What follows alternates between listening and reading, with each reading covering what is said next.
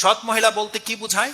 যেই মহিলা আল্লাহকে চিনে, যেই মহিলা নিজে থেকে পর্দা করে, যেই মহিলা সালাত আদায় করে, এগুলো হচ্ছে সৎ মহিলাদের লক্ষণ। যেই মহিলা আপনার রিজিকের উপরে, আপনার ইনকামের উপরে ধৈর্য ধারণ করে থাকতে পারে, এটা হচ্ছে সৎ মহিলার গুণ। আর সৎ পুরুষ কারা? যারা সালাত কায়েম করে, যারা আল্লাহ সুবহানাহু ওয়া তাআলার ইতাআত করে, রাসূল ইসলামের ইত্তেবা করে, এইগুলো হচ্ছে সৎ পুরুষ। এবং যারা গায়রত রাখে, যারা বেহায়া নয় এমন, কারণ পর্দা থাকতে হবে বাড়িতে, আর গায়রত ছাড়া এটা সম্ভব নয়। আজকে আমার সাথে আপনার পরিচিত আছে বিদায় আপনি হুট করে আমাকে ঘরের ভিতরে ঢুকিয়ে দিলেন, অথচ আপনার ঘরের জানেন আপনি পর্দা করেন, আপনার মা বোন। আপনি যে কারো জন্য আপনার দরজা খোলা রেখেছেন, এটা আপনার গায়রতের লক্ষণ নয়, বটে এটা বেগায়রতের লক্ষণ। আপনার মধ্যে সে জালাসি নাই, যে আপনার মধ্যে একটা আত্মসম্ভ্রম বোধ বলতে যেটা বুঝায়, ওটা আপনার নাই, যদি আপনি নিজেকে মুসলিম দাবি করতেছেন। মক্কার কাফেরদের ছিল এটা।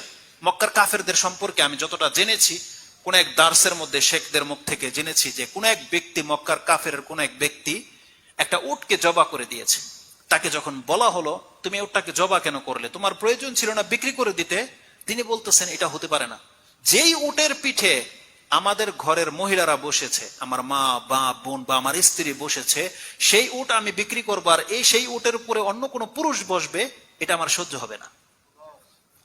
ধর্ম বুঝেন, বুঝেন গায়রত কি জিনিস। একজন মুশরিক বলছে যে আল্লাহকে চিনে না, কিন্তু তার গায়রত এতটা যে যেই উটের পিঠে আমার স্ত্রী বসেছে বা আমার মহিলা বসেছে, আমি বিক্রি করার পরে সেই উটের পেছনে আরেক ব্যক্তিকে আমি দেখবো সে বসে যাচ্ছে, এটা আমার সহ্য হবে না। বলছে উটই আমি রাখবো না, জব করে দিয়েছে। এটা হচ্ছে গায়রত। এক সাহাবী তো বলেছিল, ইয়া রাসূলুল্লাহ, যদি আমি আমার স্ত্রীর সাথে অন্য কোনো পুরুষকে দেখে আমি কিন্তু তাকে হত্যা করে দেব। সাহাবীরা বলছে বলে কি? রাসূল সাল্লাল্লাহু আলাইহি ওয়াসাল্লাম বলছে, তোমরা কি তার গায়রত সম্পর্কে আশ্চর্য হচ্ছ? তার চাইতে বেশি গায়রত আমি মুহাম্মদ সাল্লাল্লাহু আলাইহি ওয়াসাল্লাম রাখি, আর তার চাইতে বেশি গায়রত হচ্ছে আল্লাহ সুবহানাহু ওয়া তাআলার। এজন্য আল্লাহ সুবহানাহু ওয়া তাআলা ফাহিশাকে হারাম করেছে। এই হাদিসটা মুসলিমে আছে যে আল্লাহর চেয়ে বেশি গায়রত আর কারো নাই, যার ফলে আল্লাহ সুবহানাহু ওয়া তাআলা অবৈধ সম্পর্ককে হারাম করেছে। আল্লাহ এটা পছন্দ করে না, মোটেও। আল্লাহ মোটেও পছন্দ করে না। যেটা আল্লাহ কোনো পুরুষ পছন্দ করে না, এটা আল্লাহ পছন্দ করে না। আল্লাহ পুরুষদের মধ্যে বা মানুষের মধ্যে এই ফিতরত দিয়ে দিয়েছে যে একটা পুরুষ কি যত খারাপই হোক, ও কি পছন্দ করে যে ওর মেয়ের সাথে, ওর বোনের সাথে অন্য কোনো ছেলেকে দেখুক? পছন্দ করে? এটা করে না। এটা হচ্ছে গায়রত।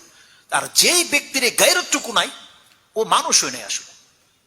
ওর চেয়ে ওই মুশরিকরা অনেক বেশি গায়রত রাখে। মুসলিমদেরকে আরো বেশি গায়রত সম্পূর্ণ হতে পারে। আপনাদেরকে এরকম হতে হবে যে আপনার ঘরে যেন এরকম বেহায়ামি না থাকে। আপনি কন্ট্রোল করার চেষ্টা করেন আপনার মা বোনদেরকে, কারণ আপনি আপনার মা বোনদেরকে আজকে লুজ ছেড়ে দিয়েছেন বিদায় পাশের বাড়ির ছেলের চরিত্র নষ্ট হয়ে যাচ্ছে। আজকে ব্যাপারটা এমন নয়। আজকে আমার মেয়েকে যদি আমি কন্ট্রোল করে রাখতাম, ওকে যদি ভদ্র পোশাক পরাতাম, তাহলে ওই পাশের বাড়ির ছেলেটা ওর চক্ষু নত হয়ে থাকতো।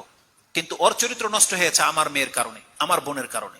কারণ ও উলঙ্গ ড্রেস পরে যখন, ও সেক্সুয়াল ড্রেস পরে যখন রাস্তায় হাঁটবে, আর প্রত্যেকটা পুরুষের মধ্যে আল্লাহ সেই চেতনা, সেই চাহিদা দিয়ে রেখেছে, যেটা দেখলে ওর মধ্যে চাহিদা জাগবে, কিন্তু দেখবে না, ঠান্ডা থাকবে। কিন্তু যখনই দেখে নেবে, ওর মধ্যে সেটা চাহিদা জাগবে। এটা জানার পরেও আপনারা কেন আপনাদের মা বোনদেরকে বা মেয়েদেরকে কেন আপনারা পর্দা শিখান না?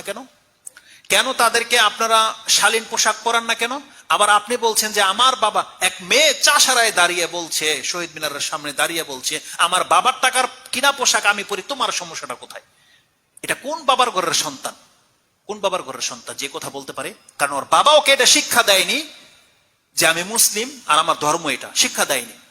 তাই তো ওর বলতেছে যে আমার বুক বেঁচে থাকবে, আমার বাবার সমস্যা হয় না, তোমার কেন সমস্যা হয়? এই ভাষাটা ব্যবহার করেছে। আপনি কি মনে করেন? সুবহানাল্লাহ। বাংলাদেশের পুরুষ কি সব হিজরা বা কি, মানে ওই খোঁজা, যে কারো কোনো উত্তেজনা তৈরি হবে না? যখন খোঁজা হয়ে যাবে যে কারো কোনো উত্তেজনা নাই, তখন যদি সে এভাবে আসে, তখন সে বলতে পারে যে আমাদেরকে দেখলে তো তোমাদের এমন কোনো কিছু হওয়ার কথা নয়, আমরা যেমন খুশি তেমন পড়বো, তোমাদের কি? কিন্তু এটা কি ইসলাম? আল্লাহ সুবহানাহু ওয়া তাআলা প্রত্যেকটা মানুষের ফিতরতের উপর আমাদেরকে সৃষ্টি করেছে, যে ফিতরত হচ্ছে আপনি একটা এরকমের বেহায়া মহিলাকে দেখবেন, আপনার সমস্যা হবে, এটাই স্বাভাবিক। কিন্তু একটা পর্দাসীন মহিলা আপনার পাশে বসেছে, আপনার কোনো কিছুই হয় না, কেন হয়েছে? এটাই হলো ফিতরত। এটা আমাদের মা বোনদেরকে শিক্ষা দিতে হবে।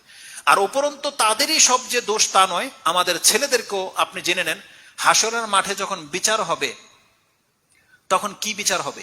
এমন যে আল্লাহ ও বেহায়া ছিল বিদায় ওর দিকে আমার চোখ গেছে, এমনটা বরং আল্লাহ সুবহানাহু ওয়া তাআলা আরশের নিচে যে 7 শ্রেণীর মানুষের ছায়া দেবে, তার মধ্যে এক ছেলেকে 7 শ্রেণীর মানুষকে ছায়া দেবে না?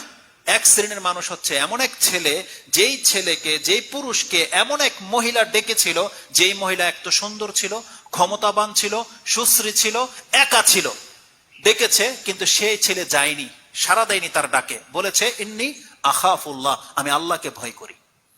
তাহলে যে ছেলেকে ডাকা হয়েছে সেই ছেলে যায়নি, আল্লাহ সুবহানাহু ওয়া তাআলা বলছেন ওকে আরশের নিচে ছায়া দেওয়া হবে। কিন্তু আজকে আমাদের চরিত্রকে ডাকতে হয় না, আপনি ওর পেছনে পেছনে হাঁটেন, আপনাকে আল্লাহ মাফ করে দেবে। তাহলে আমাদের চরিত্র আজকে লেজ হয়ে গেছে, একেবারে লেজ হয়ে গেছে। অতএব দুই পক্ষ থেকে আমাদেরকে কন্ট্রোল করে চলতে হবে, যাতে করে আমাদের দ্বারা কোনো মহিলা ফিতনায় না পড়ে, আর কোনো মহিলার দ্বারা যেন আমরাই ফিতনায় না পড়ি। এই জন্য দুই পরিবারকেও কিন্তু জবাবদিহিতার আন্ডারে কাল কিয়ামতের মাঠে নিয়ে আসা হবে। আল্লাহ যেন আমাদেরকে বুঝার, সে অনুযায়ী আমল করার তৌফিক দান করে।